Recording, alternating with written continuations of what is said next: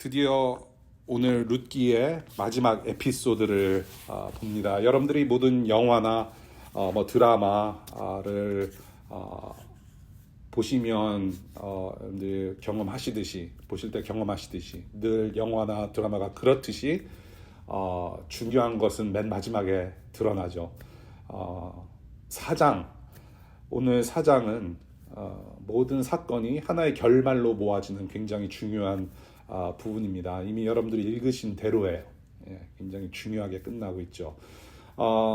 우리가 룻기 1장을 시작하면서 전체 룻기의 주제는 헤세드라고 말씀을 드렸어요. 이 헤세드라고 하는 것은 하나님의 한결같이 신실한 사랑, 그리고 실패 없는 사랑, 은혜, 자비, 충성, 그런 하나님의 그런 사랑의 성품, 은혜로운 성품, 정말로 끊을 수 없는 하나님의 그런 지속적인 사랑, 그런 모든 성품을 한마디로 축약해서 헤세드다. 그런데 그 헤세드는 정확히 어떤 단어인지는 자세하게는 풀 수 없다. 그런 말씀을 드린 적이 있어요. 여러분들 기억하시죠?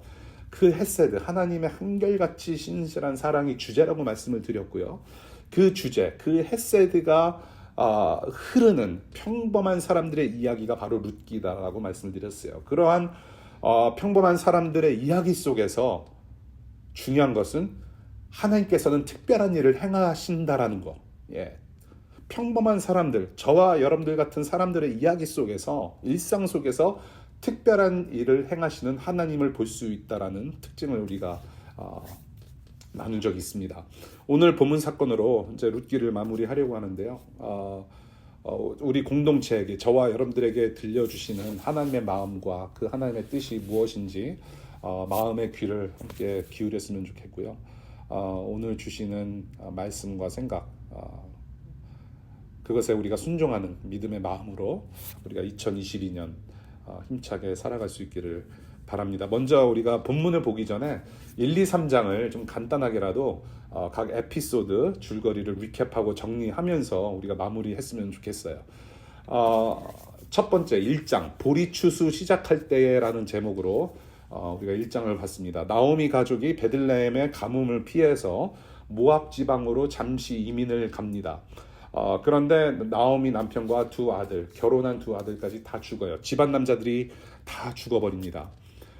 며느리 룻은 끝까지 시어머니 나오미와 함께 살겠다고 하면서 나오미와 룻 고부간에 서로 축복하면서 헤세드로 축복하면서 이제 추수로 풍성해지는 베들레헴 고향으로 역이민을 옵니다. 베들레헴 고향으로 역이민을 오는 장면으로 마쳐요.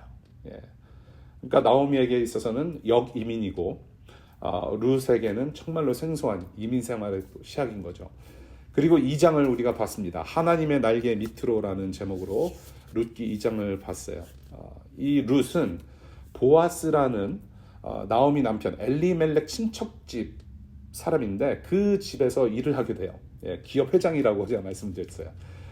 보아스라는 기업 회장 땅에서 일을 하게 되는데 이 보아스가 이 이방 여인이자 어린 나이에 과부가 된 룻에게 각종 편의와 배려와 친절을 베푸는 그런 헤세드를 우리가 목격했습니다. 그 헤세드 사랑, 그 사랑으로 룻을 섬기는 보아스가 바로 하나님의 보호하시는 날개 그 자체였다라는 것을 우리가 2장의 말씀을 통해서 배웠습니다. 그리고 룻기 3장, 시킨 대로 다 하였다 라는 제목으로 3장의 말씀을 나눴어요.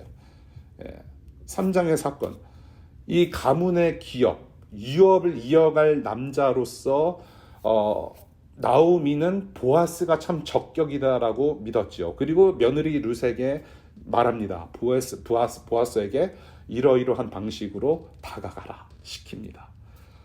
오직 시어머니를 의존하면서 살 수밖에 없었던 이방 여인 이 룻은 나오미 시어머니가 시킨 대로 다 하며 순종하죠.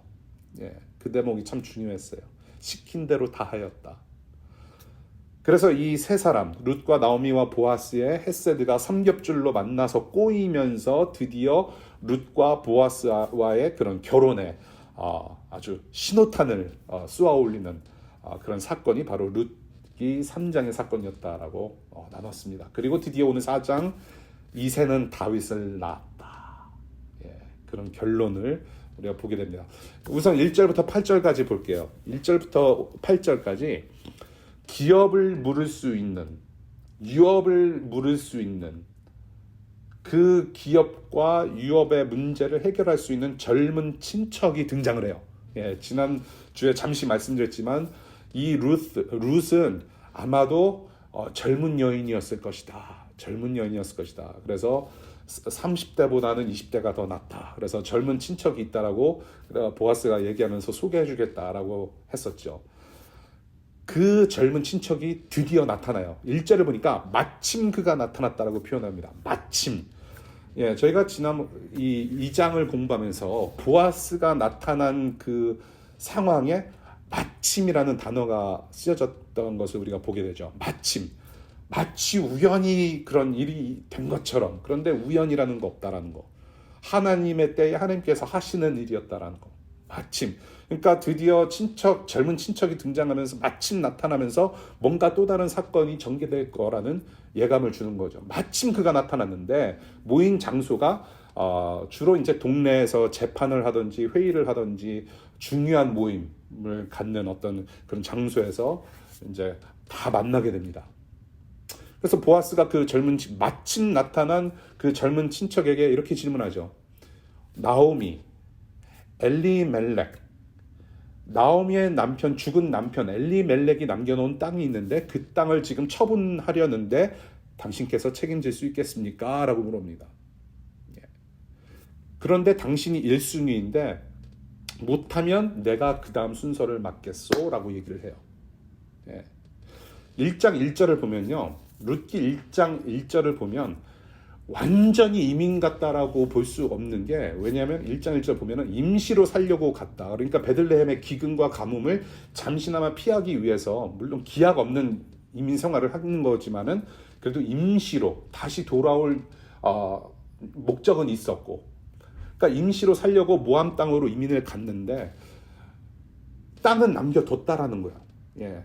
자기 지분은 어느 정도 남겨놨다는 거예요. 이것이 그 땅을 사용할 수 있는 사용권만 다른 사람한테 넘겼다라는 썰도 있지만 사용권뿐만이 아니라 땅 자체를 이미 판 것으로 여러 가지 정황을 통해서 볼 수 있어요. 그러니까 다른 사람한테 자기 땅을 팔고 이민을 갔는데 다시 돌아와서 그 죽은 남편의 부인 되는 나오미가 다시 찾아올 수 있는 권리가 생기는 거예요. 그런데 나오미는 여력이 안 돼요. 예, 아무것도 없어요. 이민을 나갔는데 쫄딱 망해가지고 케이스잖아요. 여력이 안 돼요. 그래서 가까운 친족이 양도받아서 찾을 수 있고, 그리고 양도받은 자가 아들을 낳으면 그 아들이 그 땅을 상속할 수 있는 그런 권리를 맡게 되는 거죠. 그런데 이 젊은 친척이 맞겠다. 이 가문을 위해서 내가 땅을 사도 책임지겠다고는 하지만은 룻과는 결혼할 수 없다라고 대답을 해요. 땅 살고 내가 이렇게 처분하는 거는 할 수 있다. 그러나 룻과는 결혼할 수 없다. 왜? 거덜날까 봐. 재정적인 부담을 생각을 하는 거예요. 그러니 보아스 당신이 맡아라. 나는 할 수 없다라고 두 손 털고 나와요. 지금 이 젊은 친척, 그가 한 일가를, 한 가정을 도울 수 있는 헤세드 기회를 보아스에게 넘겨버립니다. 그래서 그러한 이유로 이 사람 이름이 1절 뭐라고 나옵니까? 개역 개정 보면 아무개로 나옵니다. 아무개야. 영어 성경으로는 so and so예요. friends가 아니에요. 다른 영어 버전으로는, 그리고 뭐 한국말로는 뭐 친구, 뭐 friends, friend로 나오는데 친구가 아니에요. 원어 성경으로 아무개입니다. 정확히 영어로 표현하자면은 so and so예요. Mr. So and so. 이름을 밝히지 않아요. 왜? 자신에게 들어온 헤세드의 기회를 걷어찬 사람이기 때문에 그 사람의 이름을 말할 가치가 없었다라는 거예요. 굳이 성경 말씀에 기록할 이름이 아니었다라는 거죠. 저는 여러분들 이름에 가치가 심겨지길 바라요. 여러분들 존재 하나하나에 그만한 가치가 담겨 있기를 바랍니다. 미스터, 미스, 소앤소가 아니었으면 좋겠어요. 아무나, 아무개가 아니었으면 좋겠습니다. 만약에 이 젊은 친척이 기업 물을 자로서 헤세드를 베풀었다면 정말로 2022년 기원 후 2022년 역사 이 순간까지 해도 길이 남을 이름이었을 거예요.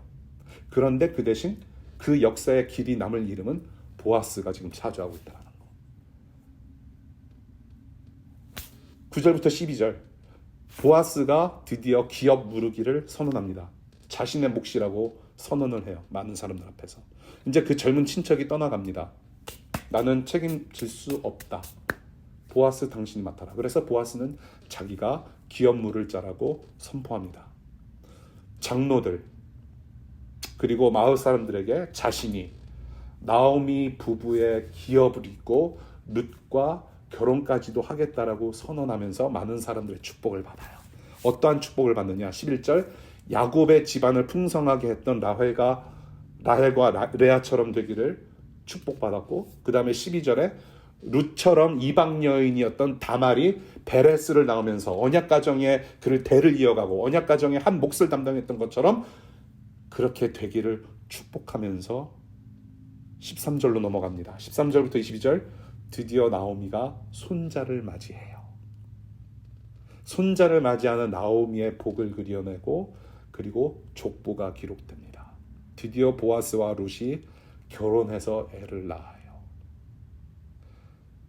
결혼해서 애를 낳고 카메라 앵글이 바로 보아스와 룻을 떠나서 바로 나오미와 손자에게 포커스합니다.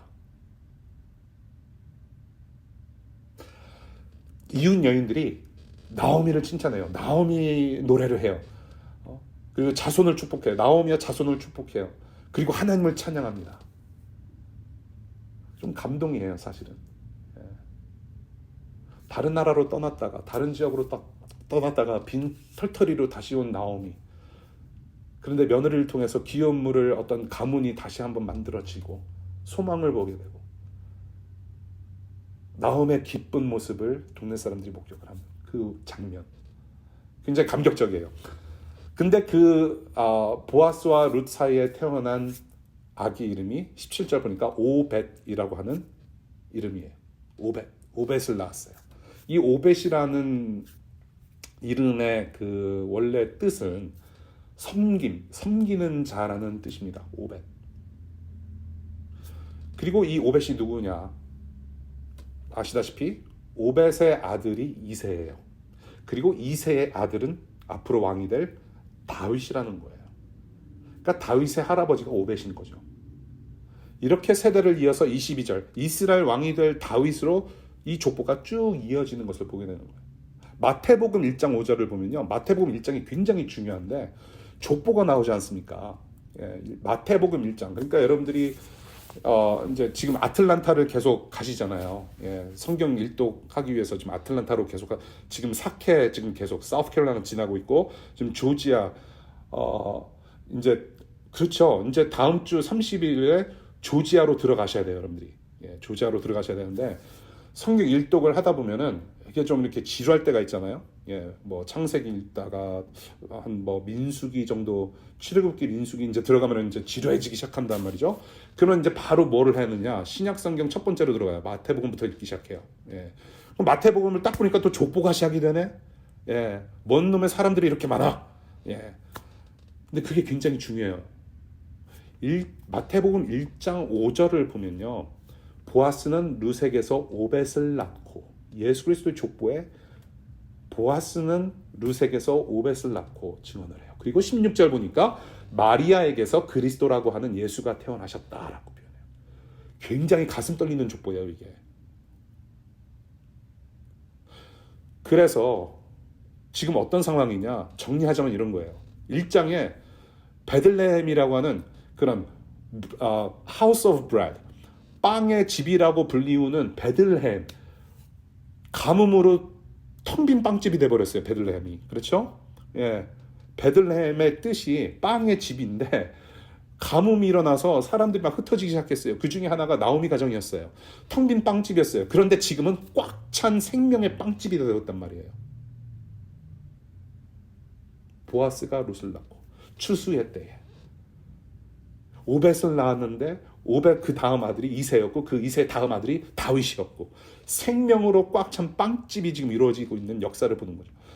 세상을 구원할 왕으로 오시는 예수의 왕족의 뿌리, 그 다윗의 탄생을 예고하면서 룻기 4장 룻기 막을 내리고 있어요. 오늘 본문을 봤는데요. 이 헤세드라는 주제, 하나님의 한결같이 신실한 사랑, 그리고 그 사랑을 또 실천하는 사람들의 모습, 이 헤세드를 주제로 마무리를 하면서 제가 첫 번째 시간에 말씀드렸던 헤세드의 특성 4가지를 다시 한번 말씀을 드릴게요. 이 헤세드의 특징 하나는 언약을 전제로 한다라는 거죠. 기억나시죠? 하나님의 그 약속, 언약, covenant, 하나님의 언약을 전제로 해요. 그래서 이 헤세드 안에는 하나님의 언약이 쭉 깔려 있어요. 하나님의 그런 신실하신 약속, 우리를 향하신 복된 약속이 깔려 있고요. 그리고 두 번째 특징이 실천이 수반되는 거라고 말씀을 드렸어요. 헤세드는 단순히 말로써 그냥 사랑한다라고 표현하는 것이 아니라 반드시 액션, 사랑이라는 동사로 표현되는 것이다. 실천이 수반되는 헤세드를 말씀드렸어요. 그리고 세 번째 특징, 강자가 약자들을 섬기는 것이다. 가진 자가 가지지 못한 자, 기업 회장이 동료들, 그 직원들, 이민자들, 과부된 여인. 그리고 마지막 특징, 자발적으로 감당하는 것이다. voluntarily. 자발적으로, 누가 푸시해서가 아니라 어떤 의무감 때문에 하는 것이 아니라 자발적으로 섬기는 것이 바로 헤세드라는 거예요. 지금 이 4가지 헤세드의 특징이, 이 헤세드 자체가, 이 4가지 특징이 이 미스터 소앤소, 아무개, 이 지나가는 아무개를 제외한 나오미와 룻과 보아스의 언행에서 그대로 보여지고 있어요.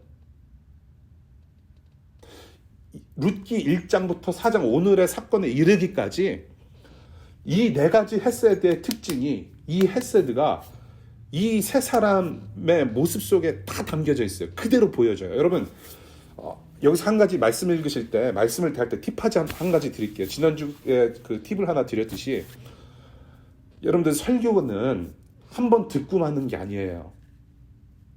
여러분들에게 고민거리와 숙제거리를 충분히 제공하고도 남습니다. 미리 본문을 읽어오시기를 바라요. 제가 단톡방에 그냥 올려드리는 거 아니잖아요. 제발 한 번이라도 읽고 오세요.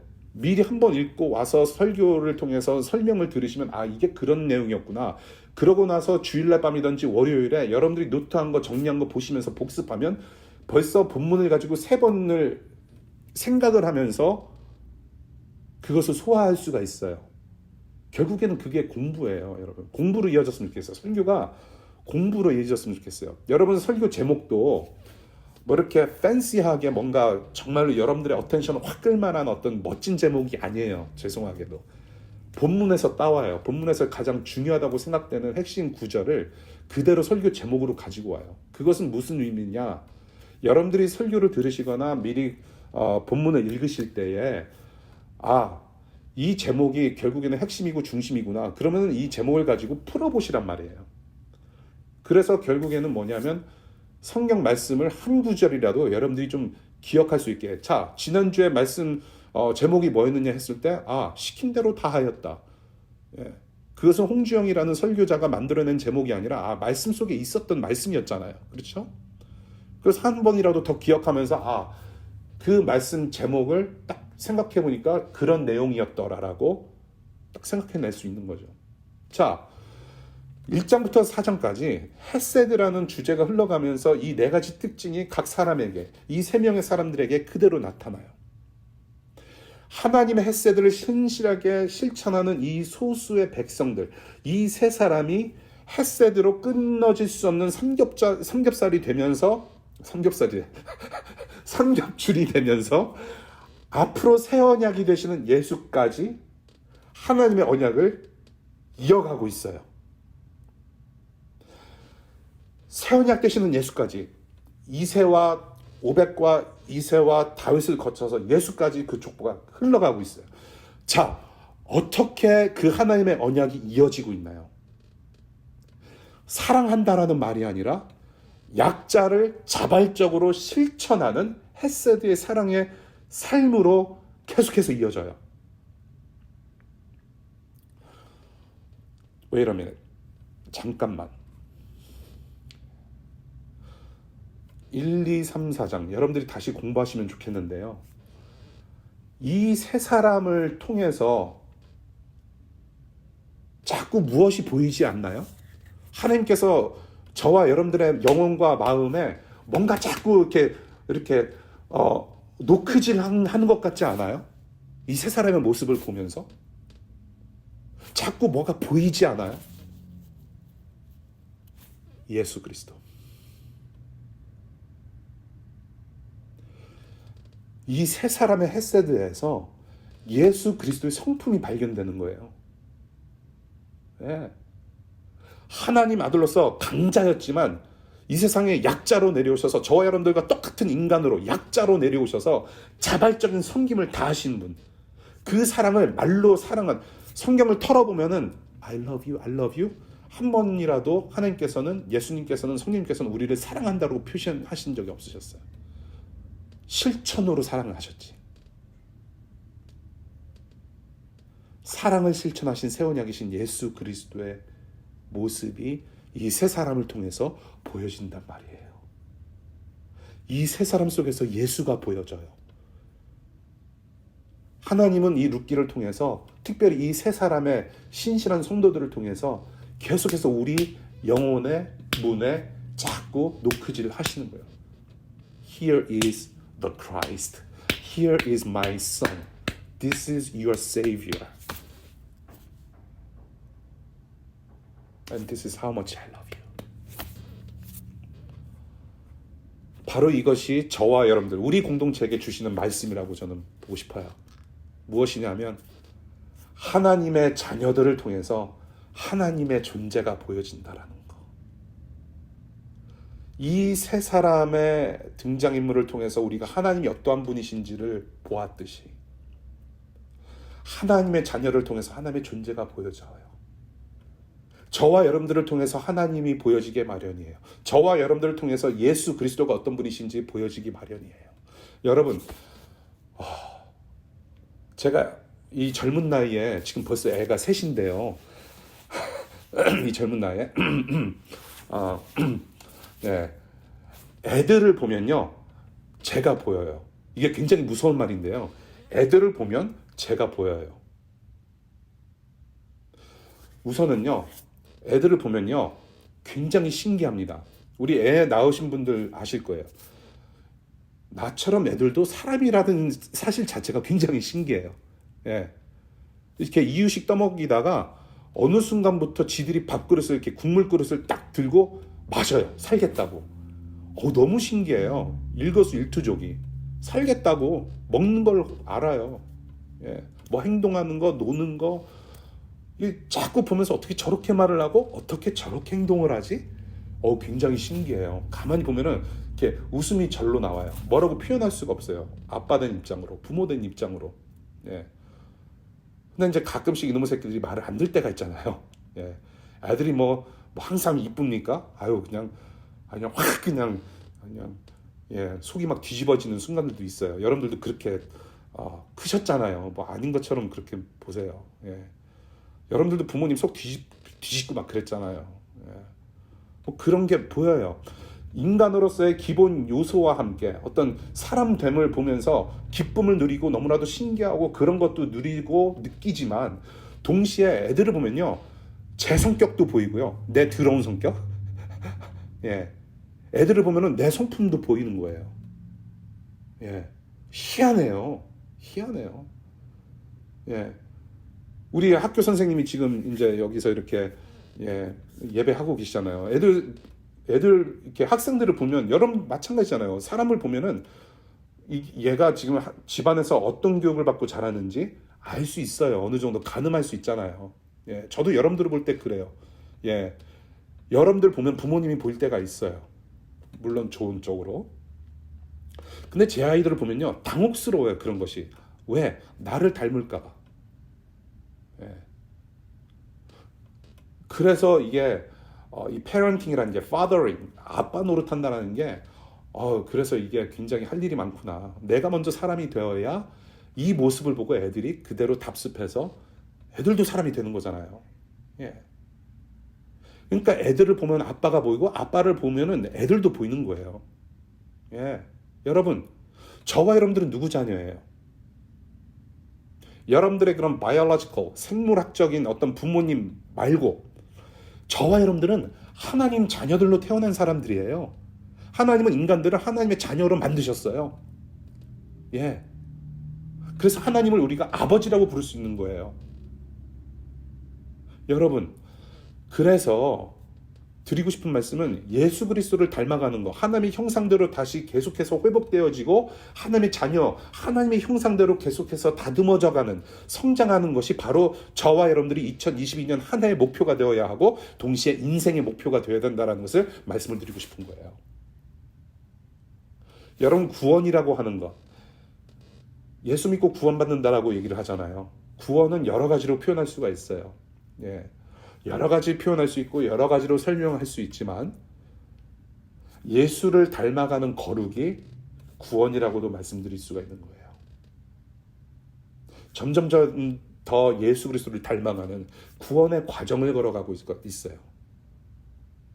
여러분, 눈이 오나 비가 오나 DC에서 학위를 따고 취직을 하거나 말거나 여러분들이 영주권을 따거나 말거나 H1을 따거나 말거나 결혼을 하거나 말거나 혼자 살거나 애를 낳거나 안 낳거나 건강하거나 아파서 누워있거나 기쁠 때나 슬플 때나 코로나가 있든지 없든지 자든지 깨어있든지 오직 저와 여러분들은 예수 그리스도를 닮아가는 구원의 최종 목적지를 향하여서 가는 사람들이에요. 그 목적에는 변함이 없어요. 우리 교회 커플들, 결혼을 이제 준비하는 커플들하고 이제 카운슬링 4주간 과정 하잖아요. 예, 제가 첫 번째로 말씀드리는 것들, 우리 예비 신랑, 예비 신부한테 드리는 말씀, 결혼의 목적이 무엇이냐? 서로 행복해지려고, 서로 내가 쟤를 이용해서, 내가 이 남자를 이용해서 나의 어떤 꿈을 이루기 위한 어떤 목적, 그거 아니라고 말씀을 드려요. 결혼의 목적은 무엇이냐? 결국에는 거룩이라고 말씀을 드리잖아요. holiness. 각자가 싱글의 삶에서 예수 그리스도를 닮아가는 삶을 계속해서 살다가 둘이 하나가 되더라도, 결혼해서 하나가 되더라도 그 거룩이라는 목적은 결코 변하지 않는다라는 거. 그래서 이미 몇 개월, 수십 개월, 수년 사신 분들 아시잖아요. 거룩의 과정이 얼마나 힘든지.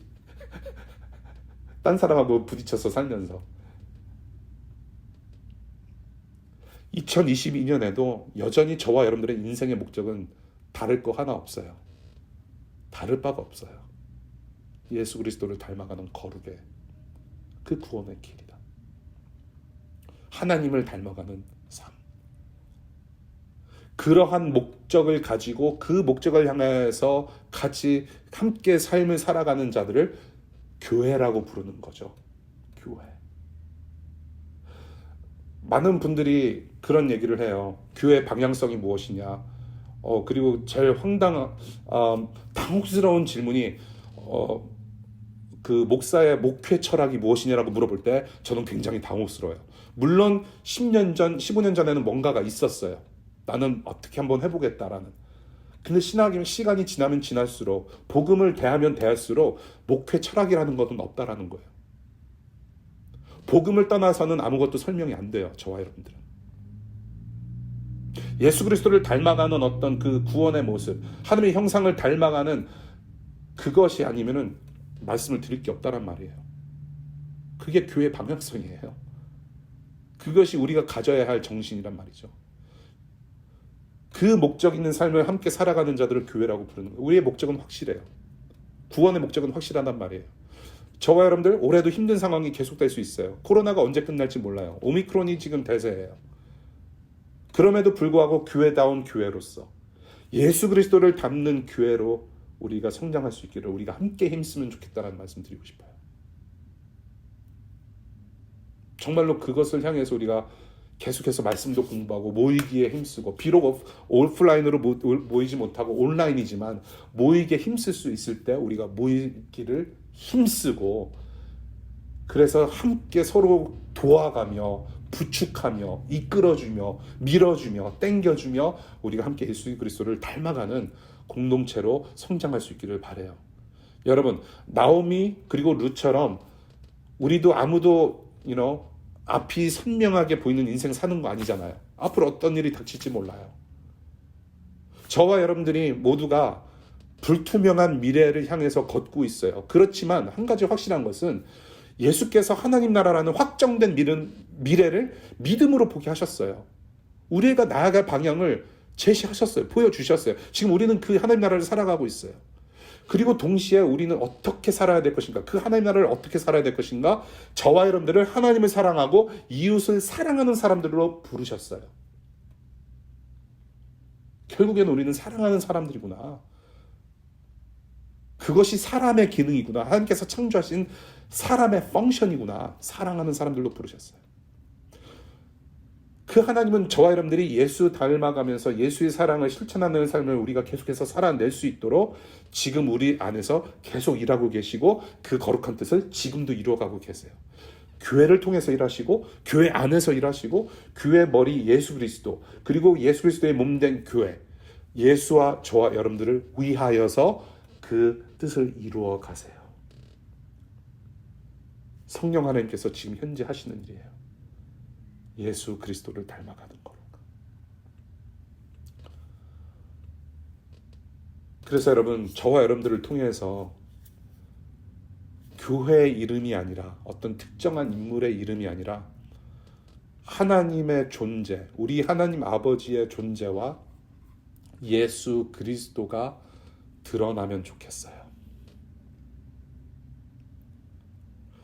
교회의 이름이 유명해지는 것이 아니라 하나님이라는 존재가 알려졌으면 좋겠고 예수 그리스도라는 이름이 천박하게 유행처럼 이렇게 말을 하는 것이 아니라 정말로 그 거룩하신 예수님의 이름이 각 영혼에게 들려졌으면 좋겠어요. 룻기는 뭐라고 말씀드렸어요? 특징 중에 하나가 하나님이 등장하지 않으신다. 그리고 하나님이 아무 말씀하지 않으세요.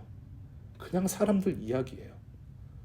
그러나 이 세 사람을 통해서 하나님 자신의 존재와 성품을 드러내세요. 그래서 룻기를 우리가 적어도 1년에 한 번쯤은 읽었으면 하는 바람이 생기는 게 왜 그러냐면 보이지 않는 하나님을 믿는 믿음 안에서 우리가 어떻게 살아야 할지를 똑바로 보여주고 있단 말이죠. 예. 일상을 어떻게 살아야 하는지 이 짧은 시간에 일어난 사건 룻기 1, 2, 3, 4장을 통해서 충분히 가르쳐 준다라는 거예요. 여러분들 친구들이 여러분들의 직장 상사가 여러분들이 예수 믿는다라는 것을 알고 난 후에 여러분들이 기독교인이라고 하는 것을 안 후에 여러분들이 전도를 하거나 어떻게 대화가 이어지는 경우 하나님 보여주면 믿을게 라고 질문을 받을 수가 있어요. 야, 네가 믿는 하나님, 네가 믿는 예수 보여주면 믿을게. 그럼 내가 한번 교회 예배 한번 가볼게. 여러분, 우리가 하나님을 못 보여줘요. 하나님께서 정말로 나타나시면 우리 다 죽어요. 우리는 그 하나님의 영광과 거룩함을 감당할 수 없기 때문에 마치 여러분들이 태양을 맨눈으로 볼 수 없듯이 우리는 그 하나님을 직접 볼 수 없어요. 하나님을 보여주면 믿을게. 그럼 보여줘야 되는데 어떻게 하느냐? 그 친구들, 그 이웃들의 질문은 정말로 하나님을 볼 수 있어서 보여달라고 하는 것도 아니에요. 본인들도 알아요. 하나님은 보이지 않는 영적 존재라는 것을 우리 이웃들도 알아요.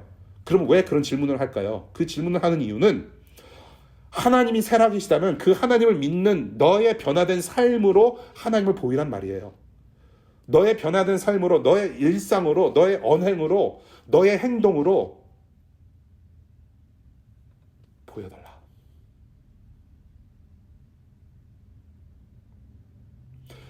너는 왜 그렇게 사냐고 물었을 때 그때 하나님을 소개할 수 있는 기회가 있기를 바라요. 쟤는 좀 뭔가 다르다. Man, he's different. You are different. Hey, what's up? 왜 그렇게 말을 해야 했고 왜 그렇게 행동해야 했는지, 왜 다른 사람들과는 그렇게 다른 생각을 하면서 살게 되었는지 하나님을 소개할 수 있는 기회가 있기를 바랍니다. 그러한 일상의 저와 여러분들을 통해서 하나님의 존재가 드러날 수 있기를 바라요. 바로 룻기가 그 얘기를 하고 있는 거죠. 그리고 룻기는 결혼잔치로 끝나요. 생명줄기를 이으면서 마칩니다. 저와 여러분들이 그런 존재로 살면서 저와 여러분들을 신부 삼아주신 신랑이신 예수 그리스도와 함께 영원한 생명잔치에 참여하게 될 것이에요. 성경도 그래서 요한계시록의 결혼잔치로 끝나요. 신랑이신 예수와 신부인 교회가 영원히 함께 누리는 복. 우리의 신랑 되시는 예수 그리스도를 만나는 그날까지, 우리의 예수 그리스도 닮아가는 구원이 완성되는 그날까지 우리가 DC2DC가, 우리 교회가, 공동체가 찹쌀같이 좀 끈끈하게 뭉쳐서 서로 도와가면서 함께 예수 그리스도로 닮아가는 하나님의 자녀로 성장하는 그 길 걸어갈 수 있기를 바랍니다. 여러분들, 우리 찹쌀, 이게 그 남미쌀 같지 않아서 이렇게 흩어지는 쌀이 아니라 찹쌀이 되었으면 좋겠어요. 찹쌀을 영어로 뭐라 할까? 찹쌀, 그렇죠? 찹쌀 얼마나 멋있어요. 우리는 찹쌀 같은 존재가 되었으면 좋겠어요. 말씀 마무리합니다. 이새는 다윗을 낳았다. 그리고 다윗 이후에 영원한 왕이신 예수 그리스도께서 우리를 찾아오십니다. 그리고 그 예수 그리스도를 따르는 저와 여러분들은, 이 교회는 룻기 이후에 현재 새로운 에피소드를 살아가요. 룻기 시즌 2를 지금 살아가고 있습니다. 죽음과 부활로 보여주신 주님의 사랑이 헛되지 않는 그런 삶, 그리고 그런 교회 되기를 바라요. 믿음의 말 혹은 종교적인 언어로 치장하는 것이 아니라 우리의 손발이 수반되는 사랑의 섬김으로 믿음의 길을 걸어가라고 주님은 말씀하세요. 야고보서 2장 26절, 영혼이 없는 몸이 죽은 것과 같이 행함이 없는 믿음은 죽은 것입니다. 저와 여러분들이 어느 교회 소속이어서 우리의 정체가 드러나는 것이 아니라 나오미와 보아스와 룻과 더 나아가서 예수 그리스도를 닮은 행실로 우리 아버지가 누구인지를 드러내는 그 기쁨, 그 교회의 영광을 우리가 함께 맛보는 한 해가 되었으면 좋겠어요. 기도하겠습니다.